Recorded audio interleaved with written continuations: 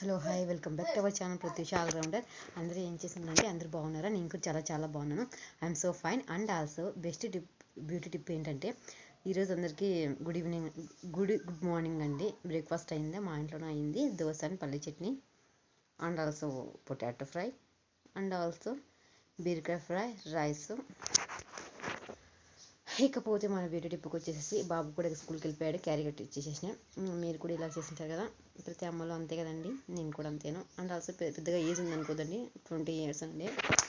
And also ఇప్పుడు best beauty tip ఏంటంటే మన ఇంట్లో దొరికే వాటితోనే మనం బెస్ట్గా బ్యూటీ టిప్ చెప్పొచ్చు.